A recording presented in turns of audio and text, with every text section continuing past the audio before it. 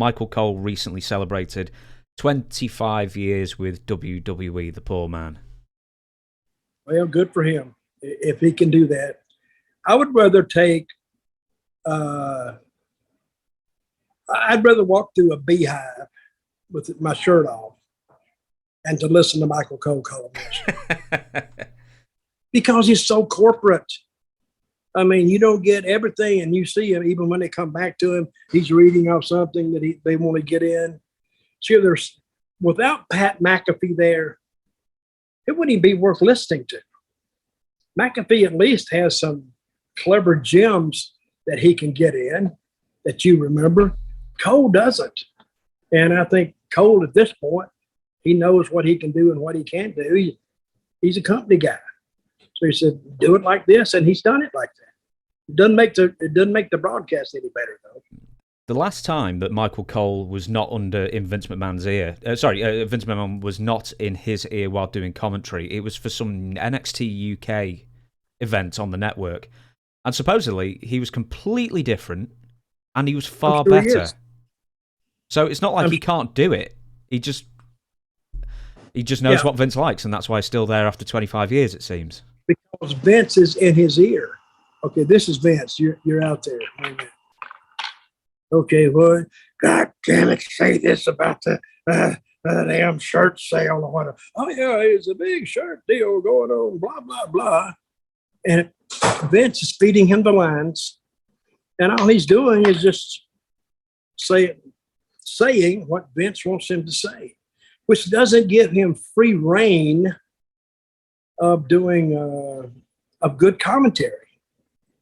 I remember I told you this one time, and you're familiar with it. I was watching a British wrestling show, and I'm watching it, and I says, "What is wrong with me? I'm kind of liking this." I've seen like 10,000 matches, but this was for the corporate atmosphere hits.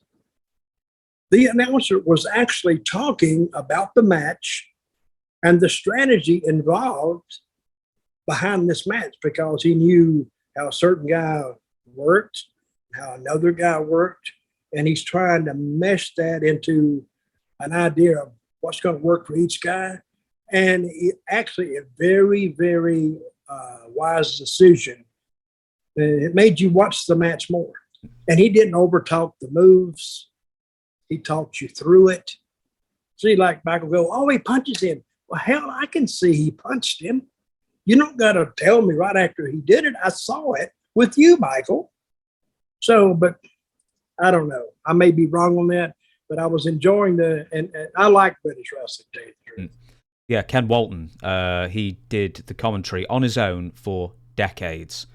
So that, yeah, and he was an amazing commentator. And as you say, he just nice and easygoing, nice and warm and welcoming, full of personality, and he didn't have to interrupt every second's worth of silence with his own voice, which I think it's like silence is worth more than just saying words for the sake of raising the decibel level. Well, he made you feel the match. And British wrestling, it would go 10 minutes, sometimes 12 minutes. And they wouldn't break in every 3 minutes for a commercial or to run something across the bottom. That was before those days. And when did that end in British wrestling? 1988. That was a bad year, wasn't it? Yeah. What did the wrestling fans say?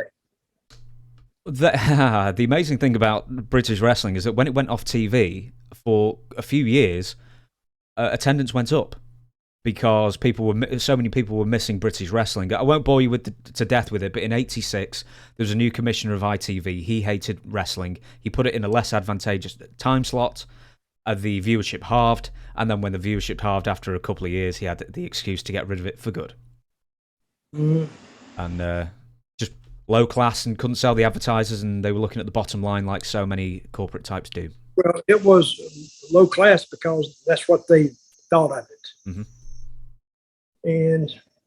But now look at WWE, it's the same stuff.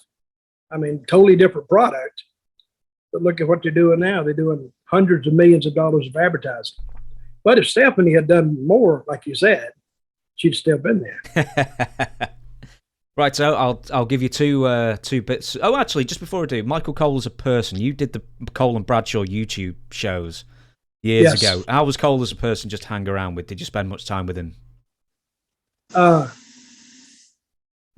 He's a little temperamental. He really is. I mean, if you would kid around with him, you know, he would take it personal more than, you know, just one of the boys. John kind of liked him, but only because he had to get along with him. Otherwise, John would have clotheslined him and left him laying. But see, Cole had been there all these years. He knew all where the bodies were buried. He knew all that stuff. And he might as well be part of the family now.